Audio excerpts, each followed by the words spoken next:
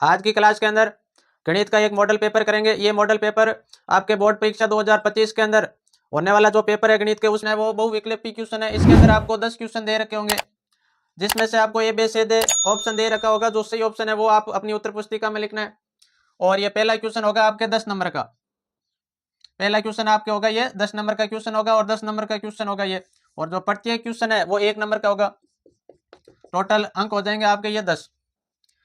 तो पहला दे रखा है कि यदि ए तथा 18 का एलसीएम आपको दे रखा है 36। आपको दे रखा है ए और 18 का एलसीएम 36 दे रखा है, तथा ए तथा 18 का एचसीएफ आपको दे रखा है 2।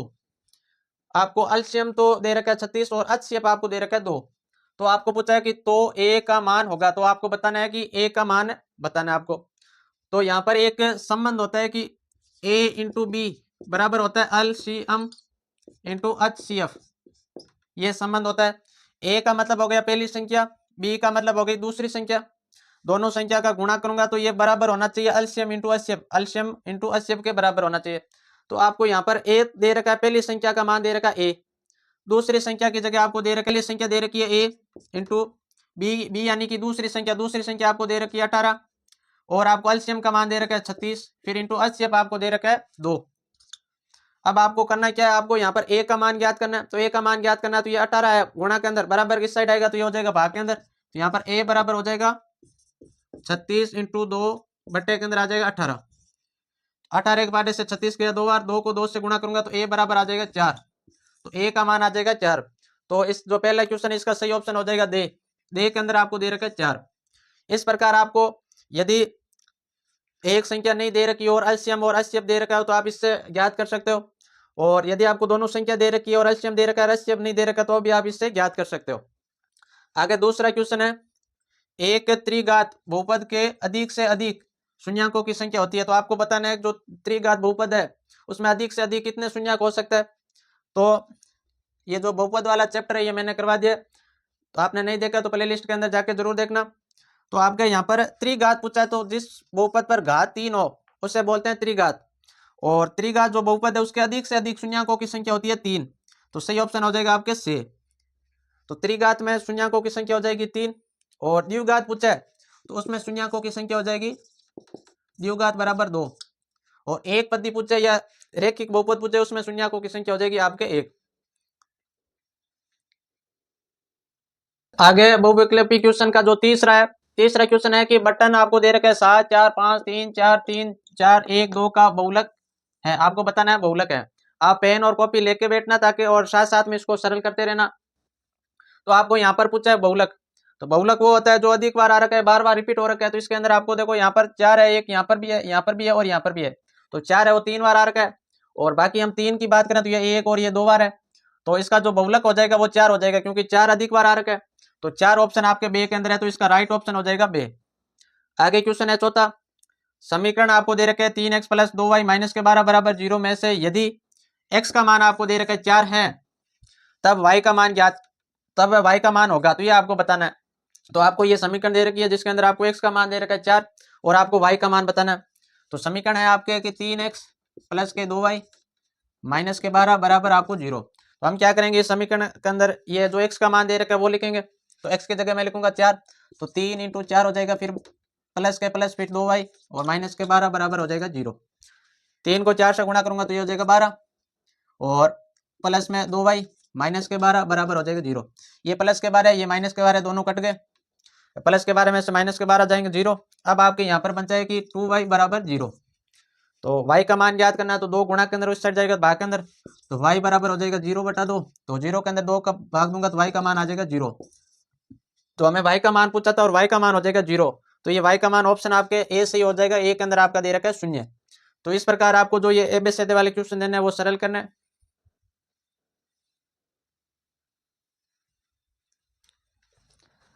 आगे पांचवा है कि पांचवा के अंदर दे रखा है कि यदि एपी का प्रथम पद आपको दे रखा है 6, एपी का प्रथम पद यानी कि ए का मान आपको दे रखा है 6 और सार्वंत्र आपको दे रखा है 3, सार्वंत्र यानी कि डी का मान आपको दे रखा है 3 हो तो एपी होगी। तो आपको बताना है कि इनमें से एपी कौन सी होगी जिसका आपको प्रथम पद 6 दे रखा है, सार्वंत्र आपको दे रखा है 3। तो एपी ज्ञात करने का एक सूत्र होता है कि ए प्लस डी और ए प्लस 2d और a प्लस 3d, ये इस प्रकार आगे चलती जाएगी। a का मतलब हो गया प्रथम पद और d का मतलब हो गया सार्वंतर। तो a की जगह तो यहाँ लिखूंगा 6, क्योंकि प्रथम पद दे रखा है इसका 6, तो पहला पद हो गया 6। आगे दूसरा याद करना है तो a प्लस डी, a यानी कि 6 प्लस d का मान दे रखा है 3। और आगे आपको क्या करना है, तीसरा पद याद करना है, तो उसका सूत्र है a प्लस 2d, a यानी कि 6 प्लस 2 इंटू डी की जगह लिखना है 3। इस प्रकार ये आगे चलती जाएगी। तो ये 6 का 6 और 3 हो गए 9, और 2 को 3 से गुणा करूंगा तो ये हो जाएगा 6, 6 और 6 हो गए 12, और फिर आगे आ जाएगा 15। तो जिसका प्रथम पद 6 हो और डी यानी कि सार्वंतर जिसका 3 हो, तो वो एपी होगी आपके 6, 9, 12, 15। तो 6, 9, 12, 15 वाला ऑप्शन हो जाएगा आपके राइट। तो इसमें है 6, 9, 12, 15, और आगे इस प्रकार ये चलती जाएगी, आगे 18 आ जाएगा, तो ये ए ऑप्शन हो जाएगा इसका सही। आगे क्वेश्चन है छठे क्वेश्चन में निम्न में से कौन सी समरूपता की कसौटी नहीं है। तो आपको बताना है कि समरूपता की कसौटी इन चारों में से कौन सी नहीं है। तो कौन कौन कौन, ये तो है समरूपता की कसौटी। भुजा कोण ये भी है, और से के अंदर दे रखा है भुजा, ये भी समरूपता की कसौटी है। भुजा ये जो दे के अंदर आपको दे रखा है कोण भुजा, ये आपके समरूपता की कसौटी नहीं है, तो इसमें नहीं है तो पूछा है, तो राइट ऑप्शन हो जाएगा दे। इस प्रकार आपको ये एबीसीडी वाले क्वेश्चन करना है।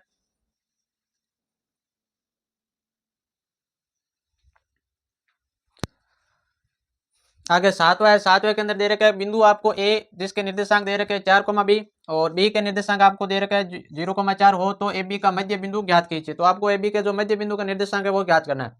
तो मध्य बिंदु का निर्देशांक ज्ञात करने का सूत्र होता है कि x, y बराबर हो जाएगा आपके x1 प्लस x2 बटे के अंदर 2, और y1 प्लस y2 बटे के अंदर हो जाएगा 2। ये आपके मध्य बिंदु ज्ञात करने का सूत्र होता है। तो ये आपके हो जाएगा x1 और y1, और ये हो जाएगा आपके x2 और y2। अब इस सूत्र के अंदर रखेंगे और मान ज्ञात करेंगे। तो x1 की जगह लिखना है 4, फिर प्लस का प्लस, x2 की जगह लिखना है 0, क्योंकि x2 है 0, और बट्टे के अंदर हो जाएगा 2, और फिर आगे दे रखा है y1, तो y1 की जगह लिखना है 0, फिर प्लस, और y2 है, y2 आपको दे रखा है 4, और बट्टे के अंदर है 2। 0 और 4 हो जाएंगे आपके 4, और 4 में 2 का भाग देना, फिर ये भी 0 और 4 हो जाएंगे 4, 4 में 2 का देना, इसमें 2 का भाग दूंगा, ये आ जाएगा 2, और इसमें 2 का दूंगा 2। तो मध्य बिंदु के जो निर्देशांक आएंगे वो 2,2, तो 2,2 आपके ऑप्शन से हो जाएगा राइट। आगे आपको क्वेश्चन दे रखा है आठवें क्वेश्चन में त्रिभुज एबीसी में कोण जो आपको दे रखा है बी, ये आपके समकोण है, तथा कोस ए का मान आपको दे रखा है 3/5 हो, तो साइन ए का मान ज्ञात कीजिए। तो आपको साइन ए का मान निकालना है। यह त्रिकोणमिति वाला जो चैप्टर है उससे लिया गया। और तो आपको यहाँ पर दे रखा है कोण बी है जो समकोण है, तो मैं यहाँ पर एक समकोण त्रिभुज बना रहा हूँ, ये समकोण त्रिभुज बन गया। ये आपके बी हो गया, ये ए बी और सी, ये कोण आपको दे रखा है 90 डिग्री। आगे आपको दे रखा है कोस ए का मान दे रखा है 3/5, तो लाल बट्टा काका से देखेंगे। कोस का जो होता है अनुपात, कोस ए बराबर होता है आधार बट्टा करण, आधार बट्टे के अंदर होता है करण, ये कोस ए का अनुपात होता है। तो आधार बट्टा करण यानी कि आपको आधार तो दे रखा है 3 और करण दे रखा है 5। तो यहाँ पर आधार की जगह लिखना है आपको 3, तो आपको एंगल दे रखा है ये, तो ये एंगल दे रखा है, तो ये लंब हो जाएगा, ये आधार और ये हो जाएगा करण। तो करण तो आपको दे रखा है 5 और आधार दे रखा है आपको 3। और आपको अब पूछा है कि साइन ए का मान ज्ञात कीजिए। तो साइन ए ज्ञात करने के लिए मेरे को लंब बट्टा करण चाहिए, तो करण तो दे रखा है, लंब ज्ञात करना है। लंब यानी कि ये इस भुजा का मान ज्ञात करना है, तो इस भुजा का मान मैं पाइथागोरस प्रमेय से ज्ञात करूंगा। तो ये रब कर रहा हूं मैं।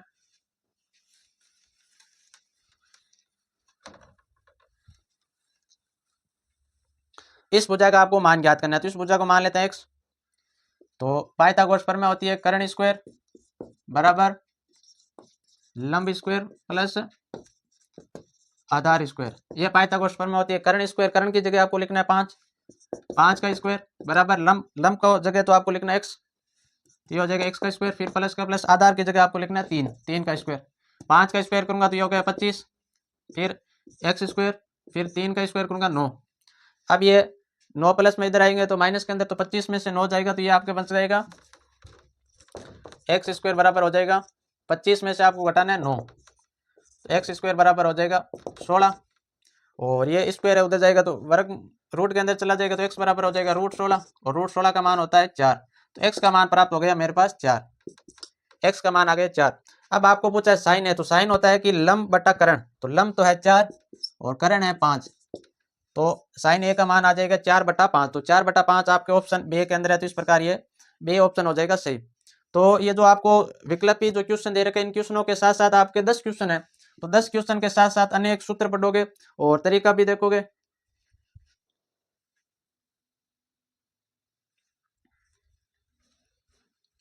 आगे 9वां दे रखा है कि किसी मीनार की छाया उसकी ऊंचाई के बराबर है। तो आपको दे रखा है कि कोई मीनार है, उसकी जो छाया वो उसकी ऊंचाई के बराबर है। तो सूर्य का उन्नयन कोण होगा, तो आपको बताना है कि सूर्य का उन्नयन कोण कितना होगा। तो यहाँ पर ये मान लो कोई मीनार है, तो इस मीनार की जो छाया होगी वो छाया आएगी यहाँ पर, ये होगी मीनार की छाया। तो ये मीनार की छाया और ये जो इसकी ऊंचाई ये बराबर है, तो मान लेते हैं ऊंचाई 1 और मीनार की छाया भी मान लेते हैं 1। तो इसका उन्नयन कोण यानी कि नीचे से आपको देखना है ऊपर, तो इस कोण का आपको मान निकालना है। तो ये लंब है और ये हो जाएगा आधार। तो लंब और आधार आता है tan थीटा के अंदर, तो tan थीटा, तो आपको बताना है थीटा का मान। तो tan थीटा बराबर होता है लंब बटा आधार। लंब का मान 1 और आधार का भी मान 1, तो 1 में 1 का भाग दूंगा, ये आएगा 1। तो tan 1 मान होता है वो 45 डिग्री का, 45 tan 45 डिग्री का मान होता है वो 1। तो इसका सही ऑप्शन हो जाएगा आपके 45, सही ऑप्शन हो जाएगा सही। आगे क्वेश्चन दे रखा है 10वां, वर्ग अंतराल आपको दे रखा है 10, 25 का वर्ग चिन्ह है। तो आपको बताना है 10 जो वर्ग अंतराल आपको दे रखा है 10 से 25, इसका जो वर्ग चिन्ह होगा वो कितना होगा। तो इसका सही ऑप्शन हो जाएगा आपके से 17.5।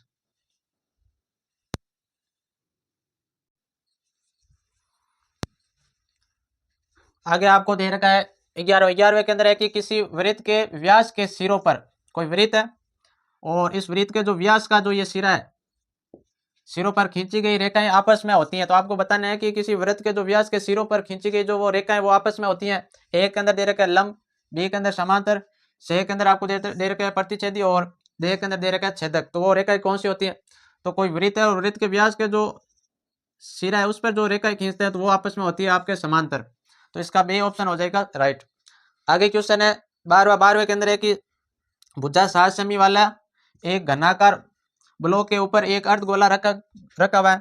तो अर्धगोले का अधिकतम व्यास हो सकता है। तो आपको बताना है कि कोई घनाकार ब्लॉक है और उस पर कोई अर्धगोला रखा है, तो उस अर्धगोले का अधिकतम व्यास कितना हो सकता है वो आपको पूछा है। तो ये कोई घन है आपके और इस घन पर आपके अर्धगोला रखा है, तो अर्धगोला इस घन के ऊपर रखा हुआ है। इस प्रकार आपके कोई घन के ऊपर अर्धगोला रखा है और घन की भुजा आपको दे रखी है 7 सेमी। तो आपको पूछा है कि जो अर्धगोला है उसका अधिकतम व्यास कितना होगा। तो घन की जितनी भुजा होगी उतनी उससे अर्धगोले का व्यास होगा। तो घन की भुजा आपको दे रखी है 7 सेमी, तो अर्धगोले का अधिकतम व्यास होगा आपके 7 सेमी। तो ऑप्शन आपके ए हो जाएगा राइट।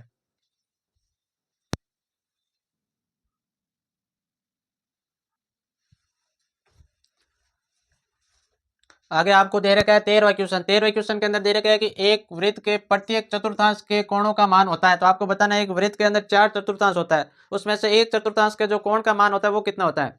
तो आप पेन और कॉपी लेके बैठना और साथ साथ में ये करते रहना हल। तो यहाँ पर पूछा है कि चतुर्थांश, तो यहाँ पर वृत्त होता है और वृत्त के 4 चतुर्थांश होता है और प्रत्येक चतुर्थांश का जो कोण का मान होता है वो 90 डिग्री का होता है। तो इसका सही ऑप्शन हो जाएगा आपके दे, प्रत्येक चतुर्थांश के जो कोण का मान होता है वो 90 डिग्री का होता है। आगे आपको दे रखा है 14 के अंदर है कि एक पासे को उछालने पर, आपको दे रखा है कि एक पासे को उछालने पर 6 से बड़ा अंक आने की प्रायिकता बतानी है। आपको बताना है 6 से बड़ा अंक, तो पासे के अंदर 1 से लेकर 6 तक की संख्या होती है और इसमें पूछा है कि 6 से बड़ा अंक आने की प्रायिकता। तो पासे के अंदर 6 से बड़ा अंक होता ही नहीं है, तो उसकी प्रायिकता हो जाएगी 0। ए ऑप्शन हो जाएगी इसका राइट। आगे दे रखा है 15वां, समांतर श्रेणी आपको दे रखा है -3 -1/2 और 2। इस प्रकार आपको एक समांतर श्रेणी दे रखा है। इसका 11वां पद ज्ञात करना है। आपको बताना है 11वां पद कितना होगा। तो 11वां पद ज्ञात करने का सूत्र होता है a11 बराबर होता है a + 10d। 11वां पद ज्ञात करने का सूत्र होता है a + 10d। तो a का मतलब हो गया प्रथम पद, प्रथम पद इसमें दे रखा है 3 -3।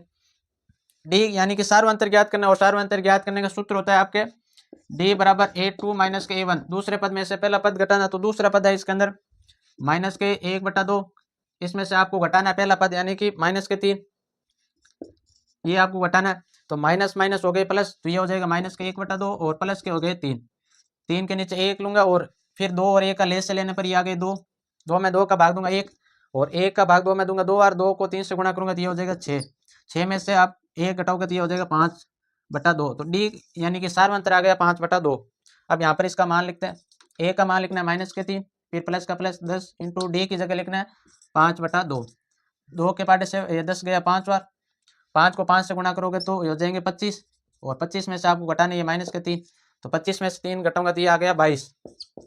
तो इस जो समांतर श्रेणी दे रखा है इसका जो 11वां पद होगा वो 22 होगा, तो ऑप्शन इसका ए हो जाएगा राइट। इस प्रकार आपके ये जो बहुविकल्पी प्रश्न है 15 ये कंप्लीट हो गए। प्रत्येक जो क्वेश्चन था वो 1 नंबर का था। पहला क्वेश्चन आपके कंप्लीट हो गया जिसके अंदर वैकल्पिक क्वेश्चन था, जिसके 15 क्वेश्चन थे वो आपके कंप्लीट हो गए। अब आपके क्वेश्चन है दूसरे क्वेश्चन के अंदर है रिक्त स्थान की पूर्ति कीजिए। तो दूसरे इस जो क्वेश्चन उसके अंदर आपको रिक्त स्थान की पूर्ति करना है, और इस दूसरे क्वेश्चन के अंदर आपके टोटल जो पॉइंट दे रखे हैं वो 7 पॉइंट है। तो ये क्वेश्चन हो जाएगा आपके 7 नंबर का, और एक जो पॉइंट है वो 1 नंबर का है, तो 7 × 1 करूंगा तो ये टोटल जो दूसरा क्वेश्चन है ये 7 नंबर का हो जाएगा। पहला क्वेश्चन था वो 15 नंबर का क्वेश्चन था, और बहुत ही मोस्ट क्वेश्चन थे, और इसके अंदर भी जो मोस्ट क्वेश्चन है वही करवा रहा हूँ मैं। और ये क्वेश्चन बोर्ड परीक्षा के अंदर छपने लायक क्वेश्चन है। आपका क्वेश्चन पहला दे रखा है कि एपी आपको दे रखी है 3, 1 माइनस के 3 का प्रथम पद, एक को आपको बताना है प्रथम पद और दूसरा बताना है सार्वंतर। तो प्रथम पद तो इसका पहला पद हो जाएगा 3, तो यहाँ पर तो आप लिख दोगे प्रथम पद हो जाएगा 3। आगे दे रखा है इसका सार्वंतर, तो सार्वंतर आपको ज्ञात करने का सूत्र होता है, सार्वंतर होता है कि d बराबर a2 माइनस के a1। a2 यानी कि दूसरा पद आपको दे रखा है 1, उसमें से आपको घटाना a1 यानी कि पहला पद, तो माइनस के 3 में से 1 घटाऊंगा तो ये आ जाएगा माइनस का 2, तो इसका सार्वंतर हो जाएगा माइनस का 2। इस प्रकार आपको खाली स्थान में भरना है। आगे क्वेश्चन दे रखा है कि sine square 60 degree plus cos square 60 degree plus आपको दे रखा है साइन स्क्वायर 60 डिग्री का हल होगा। तो एक सर्व समीकरण होती है sine square theta plus cos square theta बराबर होता है 1। तो यहाँ पर थीटा का मान होना चाहिए बराबर, तो यहाँ पर भी 60 डिग्री है और यहाँ पर भी 60 डिग्री है, तो थीटा का मान बराबर है तो दोनों प्लस के अंदर है, और साथ में स्क्वायर है तो इसका मान आ जाएगा आपके 1। इनका सरल करोगे तो आगे क्वेश्चन दे रखा है तीसरे के अंदर है कि एक शंकु की त्रिज्या आपको दे रखी है 6 सेमी। एक शंकु है, शंकु की आकृति इस प्रकार की आकृति होती है शंकु की, जिसकी त्रिज्या आपको दे रखी है 6 सेमी, तो ये आपको दे रखी है 6 सेमी, और ऊंचाई आपको दे रखी है 8 सेमी, और ऊंचाई ये दे रखी है 8 सेमी। तो आपको क्या करनी है कि शंकु की तिर्यक ऊंचाई ज्ञात करनी है। तो शंकु की तिर्यक यानी कि जो ये तिरछी ऊंचाई ये आपको ज्ञात करनी है। तो ये एक समकोण त्रिभुज बन रहा है इस प्रकार, तो त्रिभुज बन रहा है तो ये आपका हो जाएगा आधार, ये कर्ण हो जाएगा और ये हो जाएगा आपके लंब। तो पाइथागोरस प्रमेय से मैं इस जो कर्ण दे रखा है इसके मान ज्ञात करूंगा, और कर्ण है जो ये शंकु की तिर्यक ऊंचाई है, तो कर्ण स्क्वायर बराबर होता है आधार स्क्वायर प्लस के अंदर होता है लंब स्क्वायर। तो कर्ण का तो मान ज्ञात करना है, तो कर्ण को मान लेते हैं x, तो x का स्क्वायर बराबर आधार आपको दे रखा है 6 का स्क्वायर करूंगा तो ये हो जाएगा 36 प्लस लंब यानी कि 8 का स्क्वायर करूंगा तो हो जाएगा 64। फिर यहाँ पर x स्क्वायर का x स्क्वायर 36 और 64 हो गए 100। अब ये मेरे को केवल x का मान निकालना है, तो स्क्वायर है तो ये उधर जाएगा रूट के अंदर, और रूट 100 का मान होता है आपके 10 सेमी, तो इसकी तिर्यक ऊंचाई है वो आ जाएगी आपके 10 सेमी। इस प्रकार आपको ये रिक्त स्थान भरना है।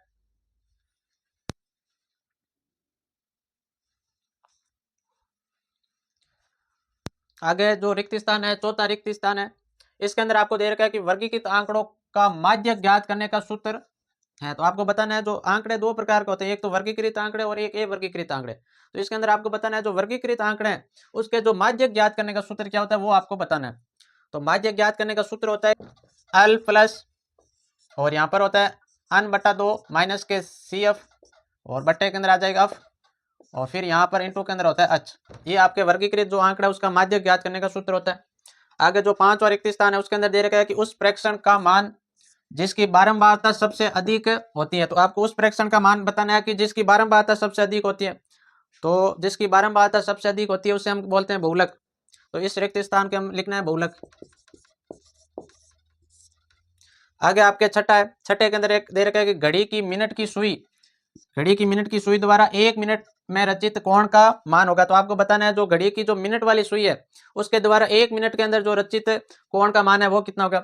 तो ये होती है आपकी घड़ी जिसके अंदर एक होती है मिनट की सुई और एक सुई होती है घंटे की सुई। तो आपको बताना है जो मिनट वाली सुई है उसके द्वारा रचित कोण कितना होता है। तो ये जो मिनट वाली सुई है तो ये यहाँ से अगर चक्कर लगाना शुरू करे तो ये पूरा एक वृत्त बनाएगी, तो वृत्त का जो कोण होगा वो 360 डिग्री का। और आपको पूछा है कि 1 मिनट के अंदर, तो 360 के अंदर हम 60 का भाग देंगे क्योंकि 1 घंटे के अंदर 60 मिनट होते हैं। तो 0 से 0 कट गया और 6 का 36 में भाग दूंगा तो आएगा 6। तो मिनट वाली सुई है वो 1 मिनट के अंदर 6 डिग्री का कोण बनाएगी, तो यहाँ पर लिखेंगे 6 डिग्री। आगे क्वेश्चन है 7वां एक असंभव घटना की प्रायिकता होती है, तो आपको बताना है कि एक असंभव घटना की प्रायिकता कितनी होती है। जो घटना संभव है ही नहीं उसकी प्रायिकता हमेशा होती है 0। असंभव घटना की प्रायिकता होती है 0। इस प्रकार आपके दूसरा क्वेश्चन कंप्लीट हो गया। और पेन और कॉपी लेके बैठना और साथ साथ में ये हल करते रहना ताकि आपको पता चले कि आपकी तैयारी कैसी है। अब आपके आगे दे रखा है कि अति लघुत्मक प्रश्न आपको दे रखा है। अब तक आपके 15 जो हो गए बहुविकल्पी प्रश्न हो गए आपके 15 और 7 हो गए आपके रिक्त स्थान, टोटल क्वेश्चन हो गए 22। अब तक मैंने 22 क्वेश्चन करवा दिया। आगे क्वेश्चन आपको दे रखा है तीसरा, तीसरे के अंदर आप 10 छोटे छोटे क्वेश्चन दे रखे होंगे और पट्टी क्वेश्चन होगा वो 1 नंबर का होगा, तो तीसरा क्वेश्चन है वो 10 नंबर का है। और तीसरा क्वेश्चन है अति लघुत्मक, जिसके अंदर पहला दे रखा है कि 1260 के अभाज्य गुणनखंडों को घातों के रूप में लिखिए। तो आपको बताना 1260 दे रखा है, इसको अभाज्य गुणनखंड के घातों के रूप में लिखना है। तो अभाज्य गुणनखंड करना है आपको। इसका पेपर देने से पहले एक बार इस क्लास को जरूर देख लेना, एक भी क्वेश्चन इस क्लास से बाहर नहीं जाएगा। तो आपको यहाँ पर 1260 का करना पहले अभाज्य गुणनखंड। तो 1260 के अंदर सबसे पहले छोटी संख्या 2 का भाग दूंगा, यह गया 6 और 3 और 0, 300 630 बार गया। फिर इसके अंदर 2 का और भाग दूंगा, तो ये आपके गया 3 1 और 5, 315 बार। 315 के अंदर 2 का भाग जाएगा नहीं, तो मैं अब दूंगा 3 का भाग। तो 3 का भाग दूंगा 1 और ये 5 3 होते हैं 15, तो ये गया 105 बार। फिर 105 के अंदर और 3 का भाग दूंगा, तो 3 3 9 5 3 15, ये गया 35 बार। 35 के अंदर मैं भाग दूंगा 5 का, तो ये गया 7 बार। 7 में 7 का भाग दूंगा, ये आया 1। अब 1260 का हमने अभाज्य गुणनखंड कर लिया। अब इसको घातों के रूप में लिखना है, घातांक के रूप में। तो यहाँ पर लिखूंगा 1260 बराबर 2 को लिखना है 2 बार, 2 इंटू 2 इंटू, फिर 3 को भी 2 बार, 3 इंटू 3 इंटू 5 इंटू 7। अब यहाँ पर 2 आ रखा है 2 बार, तो 2 की घात लिख दूंगा 2। फिर इंटू 3 आ रखा है 2 बार, 3 की घात भी लिख दूंगा 2 इंटू 5 इंटू 7। इस प्रकार हमने 1260 है उसको अभाज्य गुणनखंड के घातांक के रूप में लिख दिया। इस प्रकार आपको ये सवाल करना है।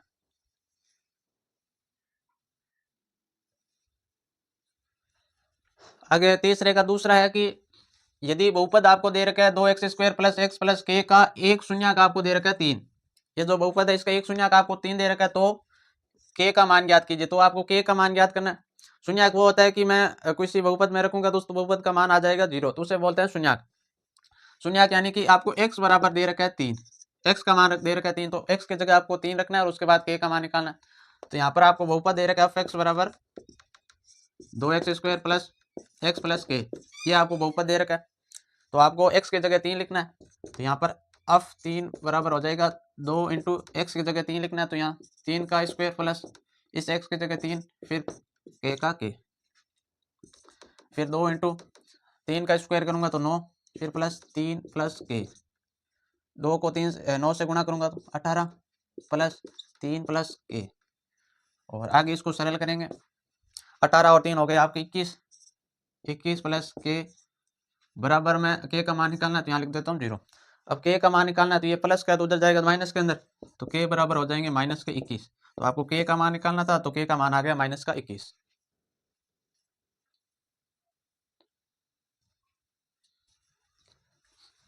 आगे तीसरा पॉइंट है जिसके अंदर आपको दे रखा है कि 9 पेंसिलें तथा 8 पेनों का मूल्य 54 दे रखा है, 54 रुपए है।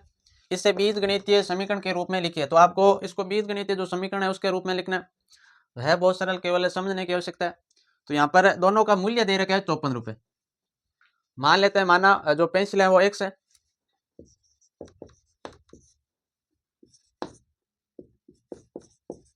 पेंसिल मान लेते हैं वो x मान लेते हैं, पेन है वो मान लेते हैं y। अब आपको इसको समीकरण के रूप में लिखना है, तो समीकरण के रूप में हो जाएगा ये, या फिर यहाँ पर ऐसे लिखेंगे पेंसिलों का मूल्य मान लेते हैं x, और पेनों का भी मूल्य मान लेते हैं y। पेंसिलों का जो एक पेंसिल है उसका मूल्य हो गया x, और जो पेन है उसका मूल्य हो गया y। तो यहाँ पर मेरे को 9 पेंसिलें दे रखी है, तो 9 पेंसिलों का मूल्य हो जाएगा 9x, फिर प्लस का प्लस, 8 पेन दे रखे, 8 पेनों का जो मूल्य हो गया वो हो गया 8y, बराबर दोनों को जोड़ेंगे दोनों मूल्य का, तो वो आ रहा है 54। इस प्रकार ये आपके समीकरण बन गई बीजगणितीय, और आपको ये केवल समीकरण बनाने थे।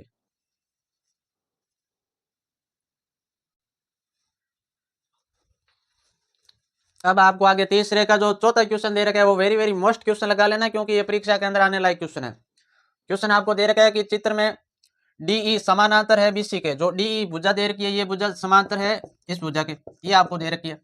ये आपके प्रश्नावली छठी प्रश्नावली में से क्वेश्चन आया। आगे दे रखा है यदि ए ई बटा ई सी आपको दे रखा है 3/2 ए ई यानी कि ये हो गई 3, फिर ई सी यानी कि ये हो गई आपके 2, ये आपको दे रखा है। तथा आगे आपको दे रखा है एडी बराबर आपको दे रखा है 2.7 सेमी, 2.7 सेमी आपको दे रखी है एडी यानी कि ये भुजा आपको दे रखी 2.7 सेमी। और है तो आपको डीबी की लंबाई ज्ञात कीजिए। आपको इस डीबी की लंबाई ज्ञात करनी है। मान लेते हैं इस डीबी की लंबाई मान लेते हैं एक्स, ये हमने मान लिया। अब ये बोल क्या रहा है कि ये भुजा है जी इस भुजा के समांतर है। तो थेल्स प्रमेय के अनुसार हम कह सकते हैं कि किसी त्रिभुज की जो एक भुजा वो अन्य खींची की भुजा के समांतर है, तो अन्य दो भुजा उनके जो अनुपात होंगे वो बराबर होंगे। यह प्रमेय 6.1 के अनुसार। तो आपको यहाँ पर लिखना है, दिया है आपको ये दे रखा है कि डीई समांतर है आपके बीसी के, ये आपको दे रखा है। तो ये भुजा इस भुजा के समांतर है, तो इन दो अन्य दो भुजा का जो अनुपात होंगे वो बराबर होंगे। तो या इसीलिए ए डी बटे के अंदर आ जाएगा डी बी, ये बराबर होगा इस भुजा का जो अनुपात होगा ए ई बटे के अंदर आ जाएगा इसी ई और सी। ये दोनों अनुपात बराबर क्यों है? क्योंकि हमें दे रखा है कि ये जो भुजा इस भुजा के समांतर है, इसलिए जो अन्य दो भुजा का जो अनुपात होगा वो बराबर होगा। कारण लिखना चाहो तो लिख देना थेल्स प्रमेय के अनुसार, या लिख देना प्रमेय 6.1 के अनुसार।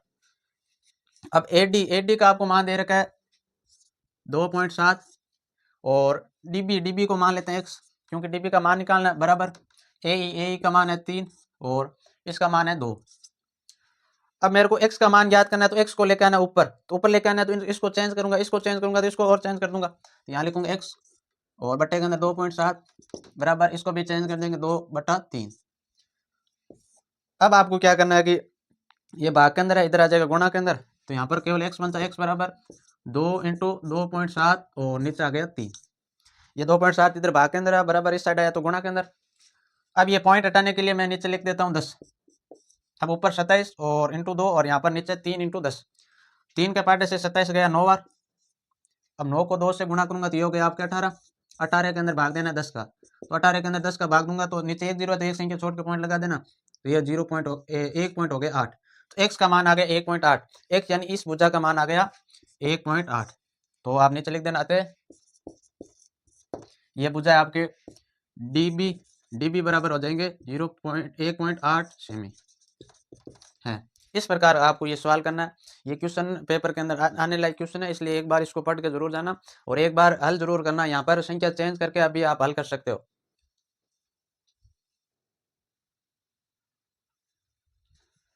आगे आपको तीसरे का 5वां क्वेश्चन दे रखा है। ये 5वां क्वेश्चन तो चाहे मोस्ट लगा ही लेना, क्योंकि ये क्वेश्चन आएगा जरूर। हर बार ये क्वेश्चन आ रहा है, चाहे एबीसीडी में से पूछ ले या फिर इसके अंदर पूछ ले, चाहे रिक्त स्थान के अंदर पूछ ले, तो ये 1 नंबर का क्वेश्चन आएगा जरूर। और मैंने इसको 1000 बार बता दिया आपको ये करना कैसे। आपको दे रखा है कि बिंदु P जिसके निर्देशांक आपको दे रखा है 3,4 की x से दूरी लिखिए। तो आपको x से दूरी बतानी है।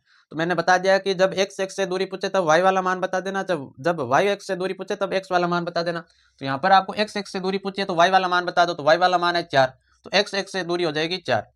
यदि आपको y से दूरी पूछे उस वक्त x वाला मान बता देना। तो इस प्रकार आपको ये करना है। तो यहाँ पर आपको लिखना है x से दूरी,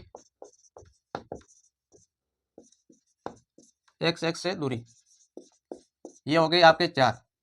y से दूरी पूछे उस वक्त x वाला मान यानी कि 3 बता दोगे। तो ये क्वेश्चन आपके एक बार थोड़ा सा समझने की आवश्यकता है, ये पेपर के अंदर आएगा जरूर। आगे क्वेश्चन है आपके छठे क्वेश्चन के अंदर दे रखा है कि 14 सेमी त्रिज्या के गोले का संपूर्ण पृष्ठीय क्षेत्रफल ज्ञात कीजिए। तो गोले का आपको संपूर्ण पृष्ठीय क्षेत्रफल ज्ञात करना है, जिसकी त्रिज्या आपको दे रखी है 14 सेमी। तो यहाँ पर लिखेंगे त्रिज्या, जिसको लिखते हैं 8 से, वो आपको दे रखी है 14 सेमी। तो इसका संपूर्ण पृष्ठीय क्षेत्रफल ज्ञात करना है। तो संपूर्ण पृष्ठीय क्षेत्रफल गोले का ज्ञात करने का सूत्र होता है 4πr²।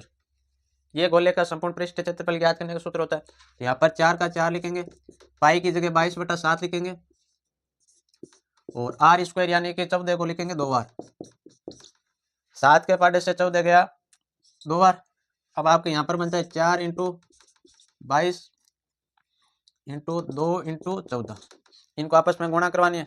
तो 14 को 4 से गुणा करूंगा तो होता है 14 चौक होता है आपके 56, फिर इंटू का इंटू। 22 को 2 से गुणा करूंगा तो यह हो जाएगा 44। अब 44 को 56 से गुणा करवानी है तो यहाँ 56 लिखेंगे, यहाँ लिखेंगे 44। 4 संग होता है 24, 4 2 20 और ये हो गए 22। फिर यहाँ पर 4 2 2 4 6 4 2। तो इस गोले का जो संपूर्ण पृष्ठीय क्षेत्रफल है वो आ गया 2464 सेमी स्क्वायर। सेमी स्क्वायर लगाना जरूरी है। यदि आप आयतन ज्ञात कर रहे हो तो उस वक्त आपको क्यूब लगाना जरूरी है।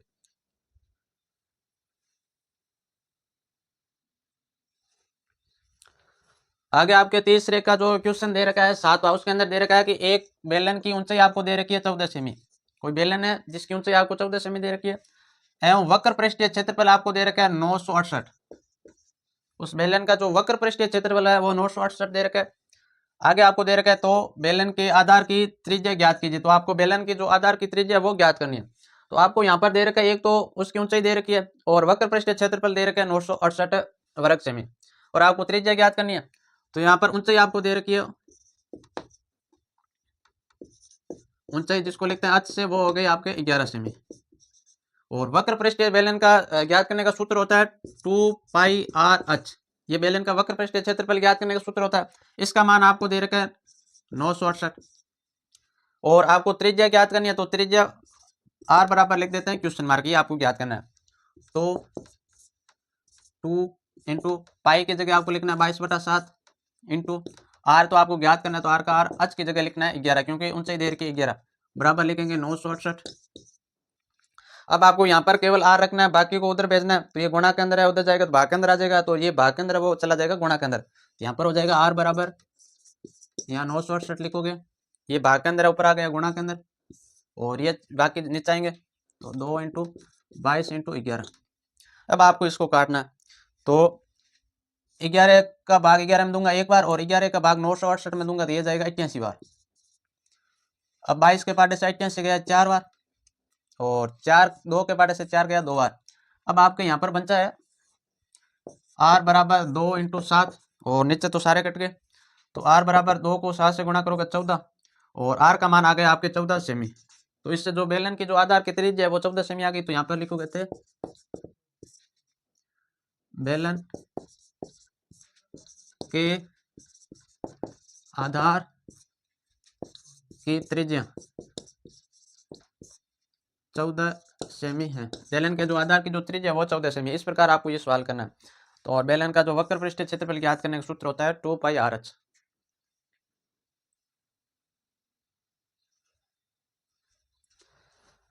आगे 8वां पॉइंट है तीसरा क्वेश्चन का, और 8वां पॉइंट के अंदर दे रखे है कि त्रिज्या आपको दे रखी है 14 सेमी वाले एक वृत्त का एक चाप केंद्र पर 60 डिग्री का कोण बना रहा है। आपको कोण यानी कि थीटा का मान दे रखा है 60 डिग्री। 60 डिग्री का कोण आंतरित करता है तो चाप की लंबाई ज्ञात कीजिए। तो आपको चाप की लंबाई ज्ञात करनी है। तो आपको त्रिज्या दे रखी है और थीटा का मान, कोण का मान दे रखा है 60 डिग्री। तो आपको चाप की लंबाई ज्ञात करनी है। तो यहाँ पर आपको दे रखी है एक तो त्रिज्या जिसको लिखते हैं r से वो दे रखी है 14 सेमी, और कोण जिसको लिखते हैं थीटा से वो आपको दे रखा है 60 डिग्री, ये आपको दे रखा है। तो चाप की लंबाई, तो चाप की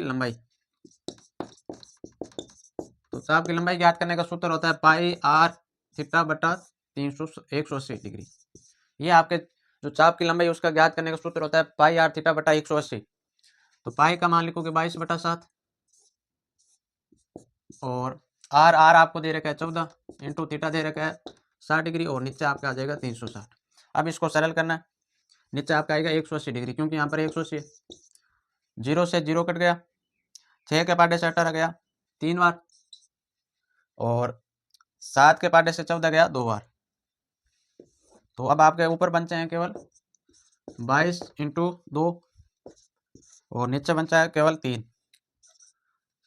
तो 22 को 2 से गुणा करूंगा तो हो जाएगा 44 और नीचे बचा है 3। और कुल मिला के आपके 44 के अंदर 3 का भाग देना है। यहाँ लिखेंगे 44 के अंदर भाग देना 3, एक बार 3, ये 1 बचा और ये 14, 4 3 होते हैं 12, फिर ये 2 बचा, फिर यहाँ 0 लगेंगे, यहाँ लगेंगे पॉइंट, ये गया 6 3 होता है 18, फिर ये 2 बचा, फिर 0 6 3 18। तो चाप की लंबाई आपके आ गई 14.66 सेमी। इस प्रकार आपको जो त्रिज्या जिसकी 14 हो और कोण जिसका चाप की जो कोण है वो 60 डिग्री हो तो उसका चाप की लंबाई आएगी वो 14.66 सेमी।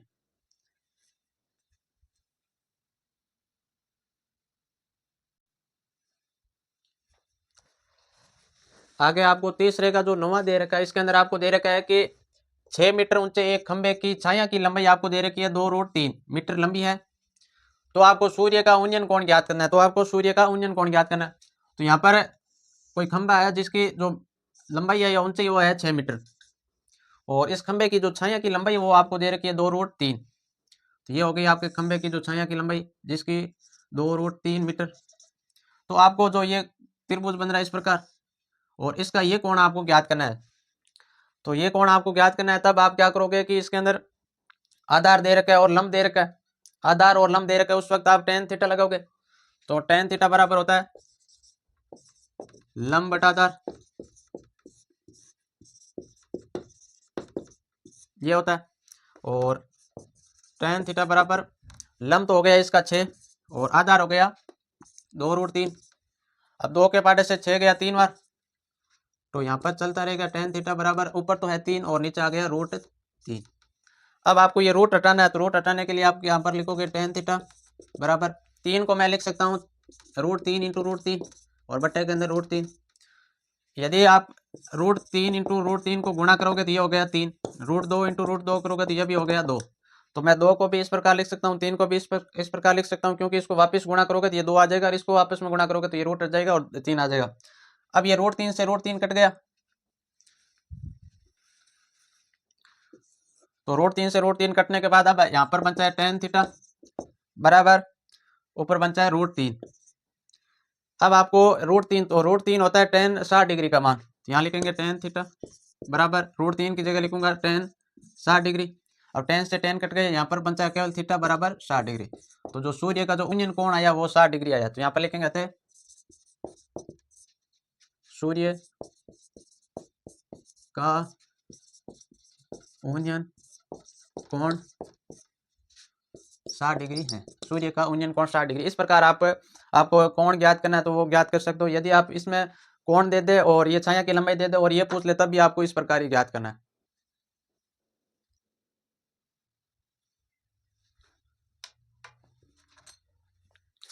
आगे तीसरे का 10वां क्वेश्चन है और ये इस तीसरे का अंतिम क्वेश्चन है। इसके अंदर आपको दे रखा है कि एक चिमनी के आधार से 200 मीटर दूरी पर उसके शिखर का उन्नयन कोण आपको दे रखा है 60 डिग्री। तो चिमनी की ऊंचाई ज्ञात करनी है। अब की बार ये चिमनी की ऊंचाई ज्ञात करनी है, यानी कि ये कोई चिमनी है और यहाँ से यहाँ तक आपको दे रखा है ये 200 मीटर और इसका जो कोण है वो दे रखा है आपको 60। तो आपको ये ऊंचाई ज्ञात करनी है, इसको मान लेते हैं h। तो यहाँ पर आधार दे रखा है, लंब ज्ञात करना है तो आधार और लंब आता है tan थीटा के अंदर। तो tan थीटा बराबर हो जाएगा लंब बटे के अंदर हो जाएगा आधार। यहाँ लिखेंगे tan थीटा का मान अब की बार दे रखा है 60 डिग्री बराबर लंब मान लेते हैं h और आधार हो गया ये 200। और यहाँ पर जो tan 60 डिग्री का मान होता है √3।